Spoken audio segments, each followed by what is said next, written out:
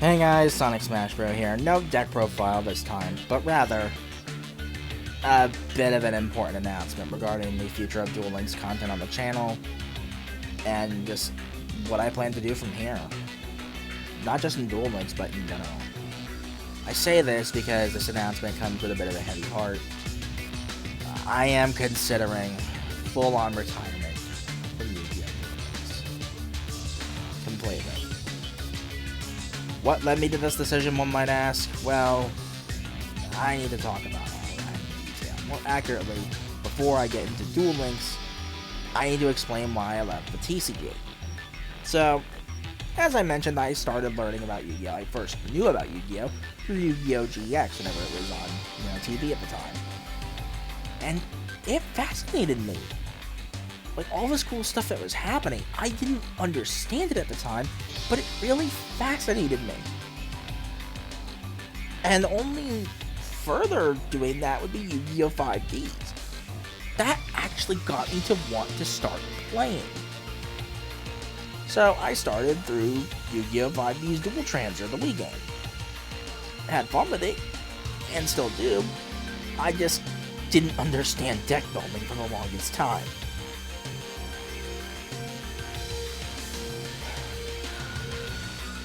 But with that said, eventually, like many years down the road, I'd learn more about what's going on in the actual TCG. The introduction of Xyz, Pendulum, Links, all that stuff. And I was trying to play in Master Rule 4, trying to make Synchro work even during the Master Rule 4 days where Links were mandatory to make anything else in the extra deck work. With that said,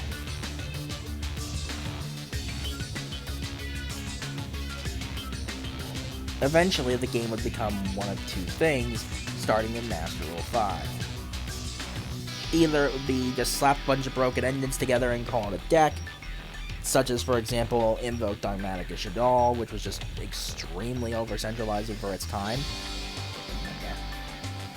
Or Eldritch just being thrown into everything, namely Eldritch with Live Twin, the only way Live Twin would ever see play, or Eldritch with a Synchro engine, where Jet Synchron was a one-card combo thanks to the Crystron House of 5 racks, and then you can just load up on the Eldritch background. You just play the Eldritch stuff once you make your Synchro board. I will never forgive Eldritch for abusing our Jet Synchron and getting it banned when the problem was Crystron House of 5 racks the whole time. Anyway, moving right along.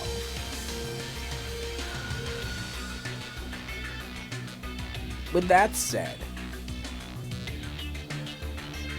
it was either that, or it would be 23 cards in a 40-card deck, for example, would be hand traps or some sort of disruption on the opponent's turn, and the rest would be one-card combos with a small supplementary engine to make that one-card combo possible.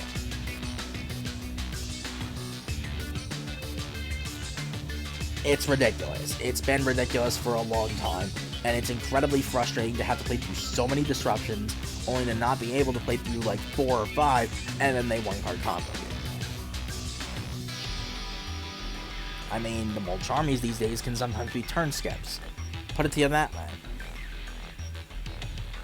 Anyway.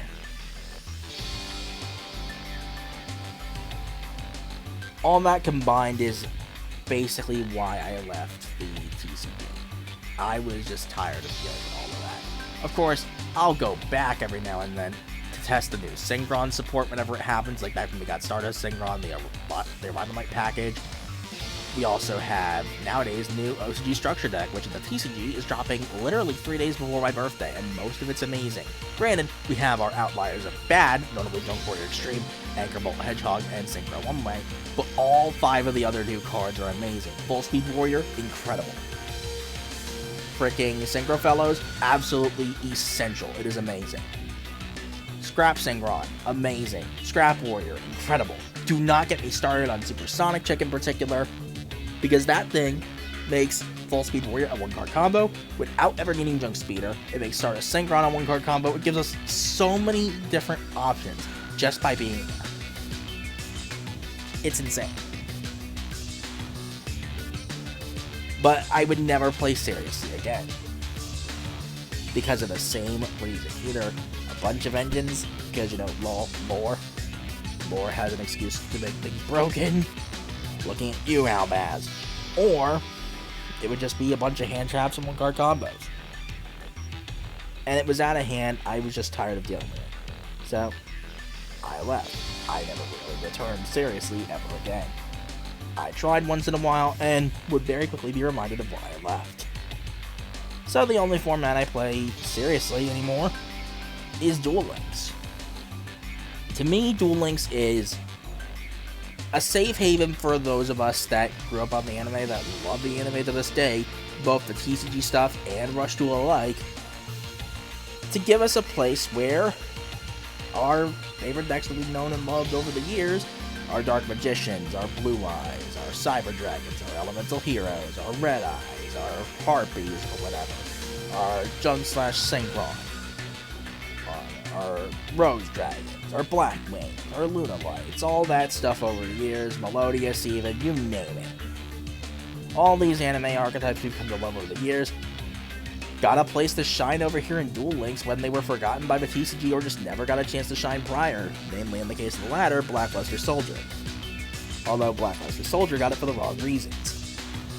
Anyway.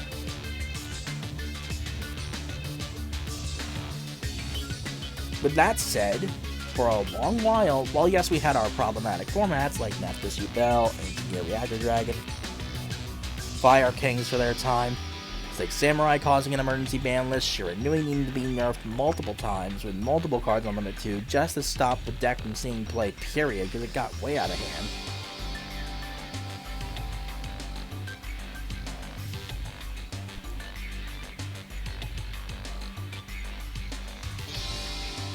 And all that stuff, yeah, it got to a point where eventually, starting with like Shooting Star Road and Ultimate Dragons, more anime decks were starting to be able to see play at a consistent level with something unique to it. Mind you, Shooting Star Road eventually had to get buffed, but still.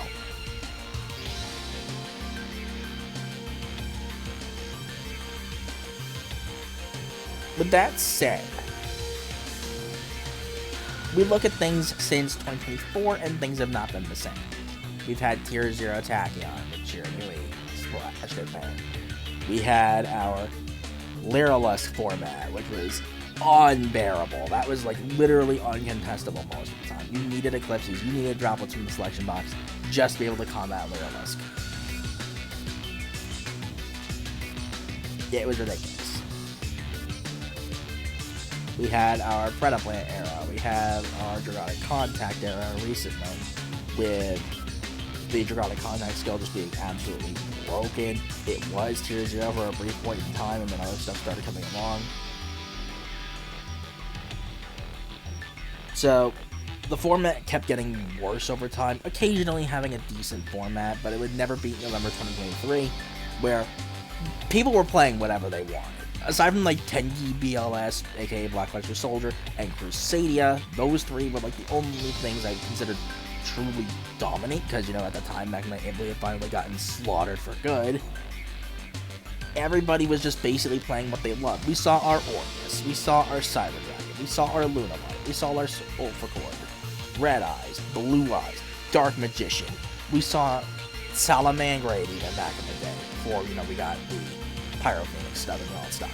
We saw our Trickstar. We saw, well, of course, I was on Synchron. We saw so much,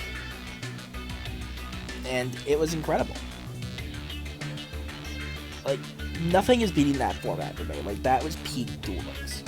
People were actually getting to play what they loved, and it was incredible.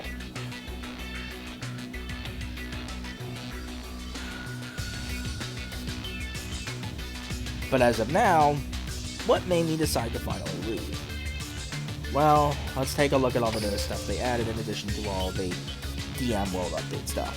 So we have our typical Blue Eyes and Dark Magician support. So we have our Master of Chaos for Dark Magician, we have our Tyrant Dragon for Blue Eyes, we have our Illusion of Chaos for Dark Magician, we have Kaiman the Legend for Blue Eyes.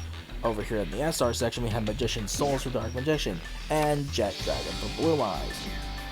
So, Dark Magician and Blue Eyes, finally get to be good in an interesting way, in addition to the Master of Dark and Chaos skill and the Master of Blue Eyes skill, respectively. And for the first time, I can actually say that the format was looking interesting. In addition to this, we also got a free structure deck for Soul Servant, Magician's Salvation, all for Dark Magician, a Dark Magician that can be animated if you so choose, and I happen to have animated one, Magician's Combination, all that good stuff. Like, we have so much good stuff in here. However,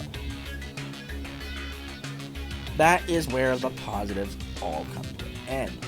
Because in that same box,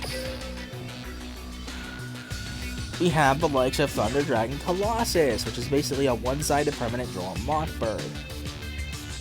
Well, minus the fact that you can still draw cards, but still, it's not okay. Colossus was a mistake. It was banned for a long time in the TCG for a reason.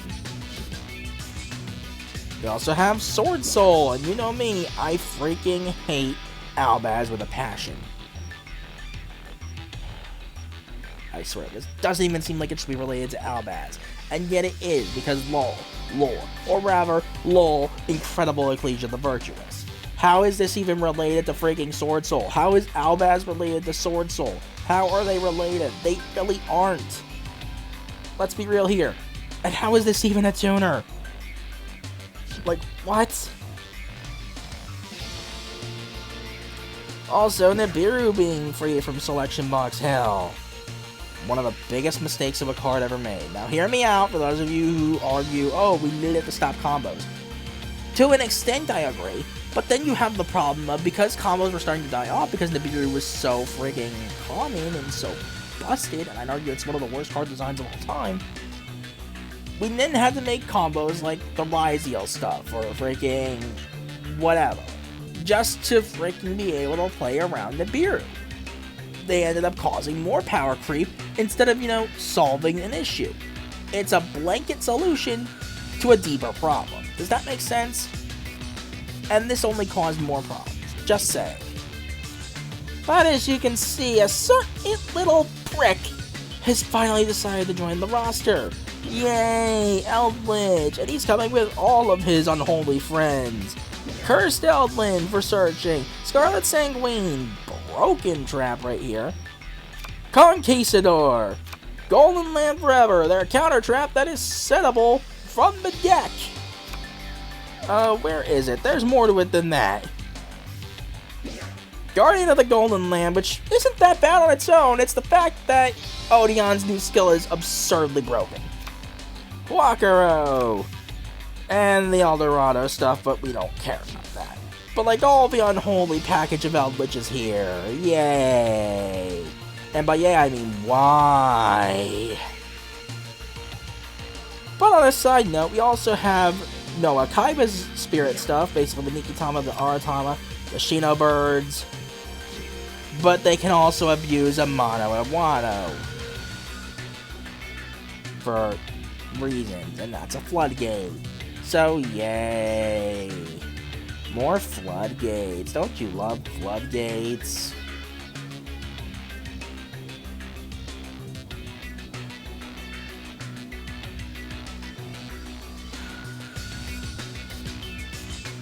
Meanwhile, Rebecca's new skill, because they added Rebecca Hawkins and Serenity Whaler finally. FTKs, because Dragon's Gunfire, basically being a free card. More draw engines that weren't limited, giving Rebecca access to Graceful Charity for some reason. Like, I'll go ahead and show, like, the new skills and whatnot that were added, because this is ridiculous.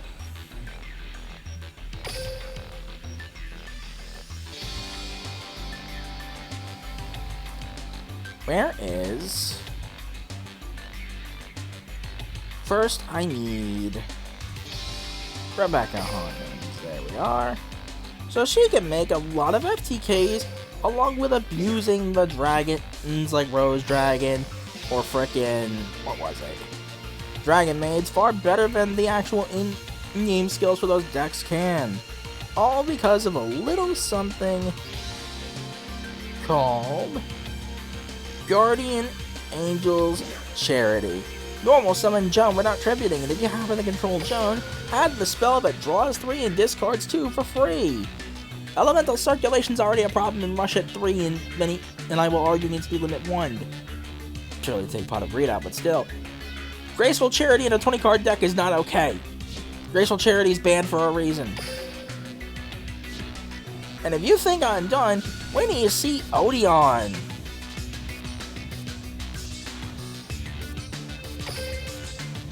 Because his new skill might be the single biggest mistake. Sanctuary of the King's Treasures. Set Temple of the Kings on the first turn, so it's like, okay, you can just activate a single trap card by the turn it was set, which means you're activating an Eldritch Trap. Which is already a problem. I don't mind this enabling traps to some extent. To some extent, I should stress. But the fact that you can just set 2 continuous traps from deck, whichever ones you want, and activate them the same turn, is disgusting. But don't even think I'm done there. Because if you go first and decide to play Yu-Gi-Oh! Against him, or you try to get through his end board of like multiple big bodies with a searchable counter trap that can be set from the deck on the end phase, along with Chang Ying, and whatever else it just so happens to have at the time, if you try to get past all that, and you can't do that, and take him out in the same turn, 1 turn is all you get. Because from turn 2 and onward, he can just search a level 10 monster of his choice. Which means, let's take a look here. Turn on the cards I don't own filter. Effect. Level 10. Let's just casually go searching for Jizakiru, so they can search a single target kaiju. Oh, what's that? They have 3 monsters? Well, guess what they can also search? The Winged Dragon of Raw Sphere Mode. From deck, for free.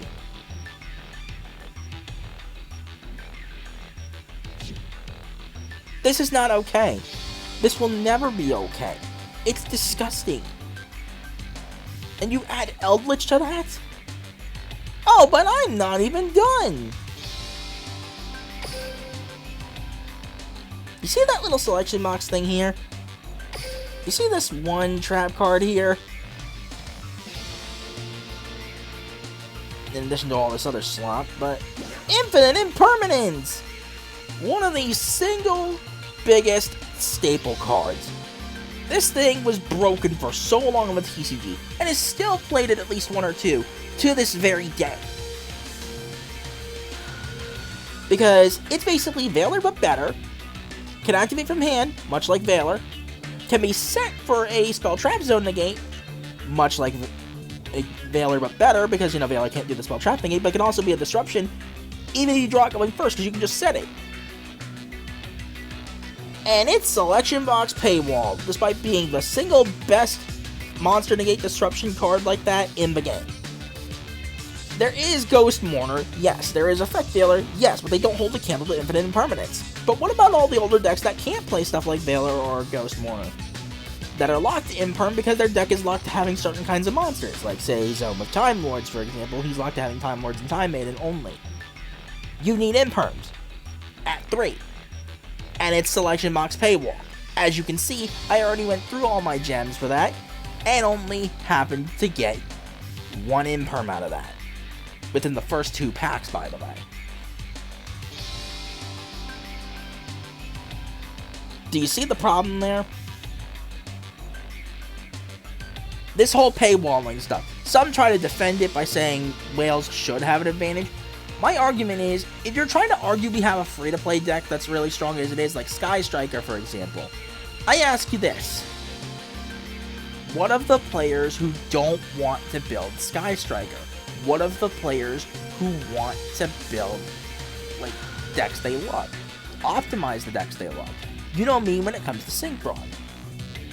I have continuously tried to optimize it as far as I can, and I've even updated it recently with that single copy of Imperm in mind.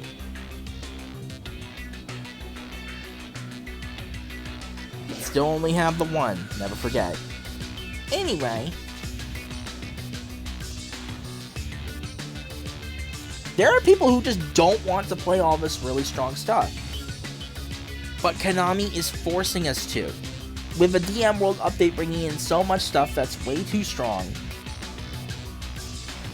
Konami is basically forcing us to play all this new stuff from the DM World update. They're forcing us to play Rebecca with either the FTK, which is gonna get shot, like, ASAP, or with just a random dragon package like the Rose Dragons or Dragon Maids or Chamber Dragon Maid, for example.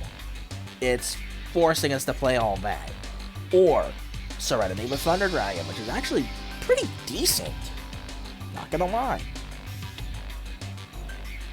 Or freaking the new Dark Magician stuff, which I don't have the money to shell out for more Soul Servants. Or the new Blue Eyes stuff, which I'm not going through a box 3 times for that. I am, however, going to have to go through the box 3 times anyway for a different reason, and I'll get to that in a moment. Because if I do decide to retire, because all this is just out of hand now,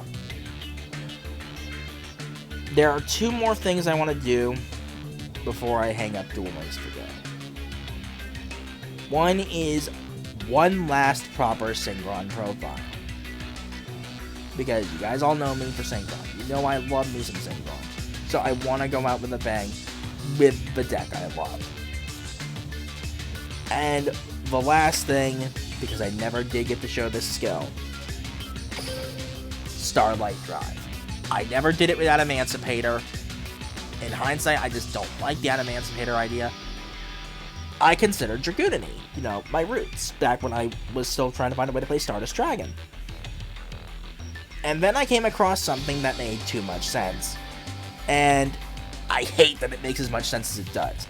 I'll do another video right after this one to show the combo theory. But I discovered Sword Soul. Yeah, for whatever reason, this is basically perfect for Starlight Drive. If you happen to get the combo, you have so much access to different stuff. And I'm playing Super Poly in here for a funny reason, trust me. But you see that little Titanic landing here? Yeah, that prismatic was from a UR Dream Pack, I believe. Pain. But yeah, no, you know me, you know I hate Outlast. So I hate that this makes so much sense. But I'll go ahead and show the combo theory in another video if I decide to go along with this. Which means I'm going to have to pull through the box 3 times because of freaking Ecclesia. Yay. But those are the last things I want to consider doing before full-on retirement. If I do decide to retire. Please understand that I know you guys might not want me to retire, considering I am, again, one of the more well-known Synchron players. I'm not going to say the most well-known Synchron player in Duel Links at the moment. That, I hate to say it, might be Patrick. He's more known for the Synchron stuff than I ever was, because I came in late doing Synchron. Even though I'd say nowadays, I am one of the last consistently performing Synchron players.